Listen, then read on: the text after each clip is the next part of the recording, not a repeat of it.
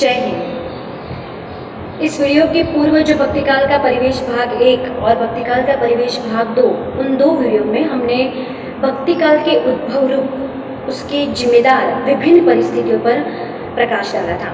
वो सामाजिक परिस्थितियां हो, राजनीतिक हो या धार्मिक हो या आर्थिक हो, इन सभी परिस्थितियों की वजह से किस प्रकार भक्ति का जो एक प्रवाह जो है वो उस युग में प्रवाहित हुआ, उसके बारे में हमने चर्चा की थी। आलवार भक्त और नयनमार भक्त की बात और उनकी परंपरा की बात की थी। अब इस वीडियो में मैं आपको भक्ति काल की विभिन्न धाराओं की शाखाएं एवं भक्ति काल की विशेषता के बारे में चर्चा करना चाहूंगी। सबसे पहले भक्ति आंदोलन के कारण भक्ति का उद्भव तो हो गया। अब यह भक्ति पूरे भारत देश में किन धाराओं में प्रवाहित हुई, किन किन शाखाओं में विभाजित हुई, उस पर ध्यान देना बहुत ही आवश्यक है। तो हम शुरुआत करते हैं कि भक्ति काल की हमने बात की थी। आलवार भक्त और नयनमार भक्त जो थे, यानी कि आलवार वैष्णव भक्त और नयनमार शैव भक्त। उसके अलावा जैन, शाक्त, बौद्ध और अन्य धर्म भी थे जो अपने प्रवाह को आगे बढ़ा रहे थे।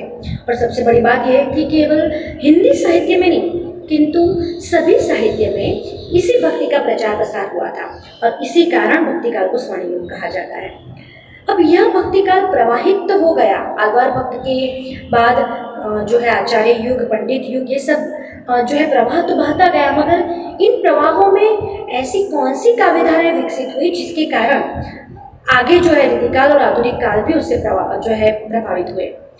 तो उन धाराओं पर हम बात करेंगे। सबसे पहले ये बताना चाहेंगे हम कि भक्ति काल में दो धाराएं प्रवाहित हुई, निर्गुण धारा और सगुण धारा। अब आपके मन में ये प्रश्न जरूर उपस्थित होगा कि ये निर्गुण धारा और सगुण धारा क्या है। तो भक्ति जो थी ईश्वर की आराधना के रूप में थी।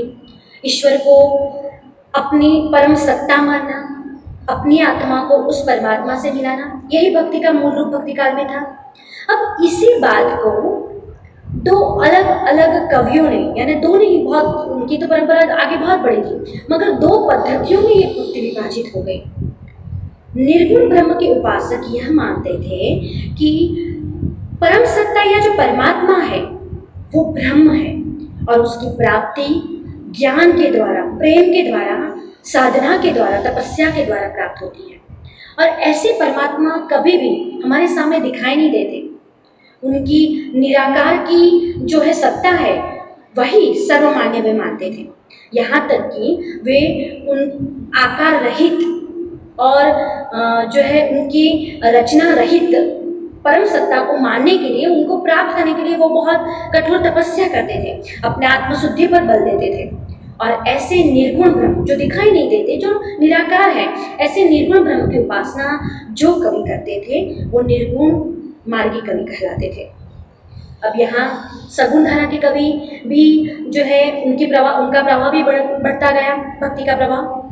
सगुण धारा के कवि क्या मानते थे, तो वो भी यह मानते थे कि हाँ, ब्रह्म की सत्ता तो है ही, जिसके कारण हमारा पूरा विश्व जो है वो संचालित होता है, मगर यह ब्रह्म की सत्ता अवतार भी लेती है, वो आकार भी लेती है। जब जब समाज में या विश्व में अंधकार व्याप्त हो जाता है, तब यही निर्गुण ब्रह्म की जो सत्ता है वो अवतारी पुरुष बनकर, यानी कि हमारी पृथ्वी में जन्म लेकर अज्ञान और अंधकार जो है उसका विनाश करता है और सत्य का प्रचार प्रसार करता है और ज्ञान का प्रकाश फैलाता है। तो ऐसे अवतारी पुरुष की कल्पना करके, जो खुद भगवान ही है मगर वो अवतार के रूप में हमारे साथ उपस्थित हुए हैं, जो सामान्य मनुष्य नहीं है, असाधारण मनुष्य है, जो मानवीय उच्च गुणों से भरपूर है, ऐसे अवतारी पुरुष यानी कि भगवान की कल्पना करके सगुण अवतार पर, यानी कि सगुण साकार पर मानने वाले कवि जो है वो प्रवाहित हुए, उनकी भक्ति की धारा प्रवाहित हुए, जिन्हें सगुण धारा के कवि माने जाते हैं।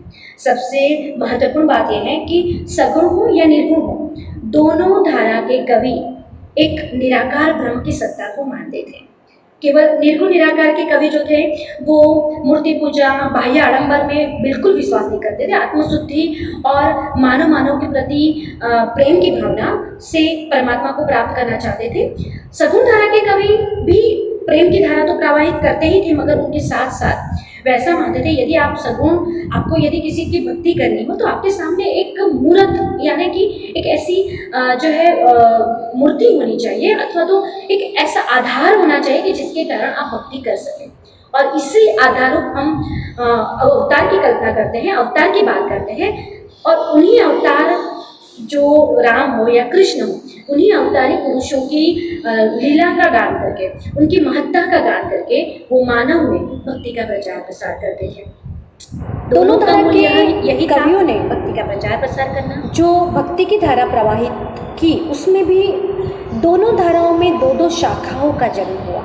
शाखा इस प्रकार से हम कह सकते हैं कि एक पद्धतियों का जन्म हुआ, जैसे कि निर्गुण धारा। निर्गुण धारा के कवि जो थे, उन्होंने जिन पद्धतियों को अपनाया उसमें दो पद्धतियाँ विकसित हुई, ज्ञान मार्गी काव्य धारा और प्रेम मार्गी काव्य धारा। ज्ञान मार्गी काव्य धारा के कवि जो होते थे, उन्होंने ज्ञान पर, ज्ञान के प्रकाश पर बल दिया, अर्थात यदि भक्ति करनी है, यदि परमात्मा को प्राप्ति करनी है तो पहले योग और साधना के बल पर आत्मशुद्धि करनी पड़ेगी।